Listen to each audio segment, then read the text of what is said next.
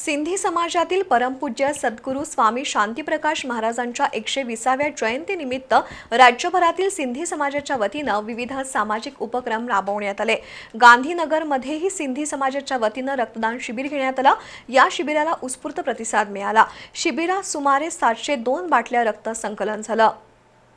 सिंधी समाजाचे परमपूज्य सद्गुरू स्वामी शांतीप्रकाश महाराजांना मानणारा भक्तगण मोठा आहे। महाराजांच्या 120व्या जयंतीनिमित्त राज्यभरात सिंधी समाजातर्फे अनेकविध उपक्रम राबवण्यात आले। त्याचप्रमाणे सामाजिक बांधिलकी जपणारे कार्यक्रमही पार पडले।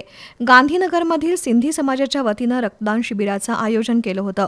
रविवारी 16 ऑगस्ट रोजी सकाळी 9 वाजता या शिबिराला प्रेमप्रकाश मंदिरात सुरुवात झाली। दिवसभर चाललेल्या या शिबिरात सिंधी समाजातील तरुणांनी रक्तदानासाठी मोठी गर्दी केली होती। दिवसभरात तब्बल 702 बाटल्या रक्त संकलित झालं। यावेळी सिंधी समाजातील विविध मान्यवर आणि युवा वर्ग उपस्थित होता।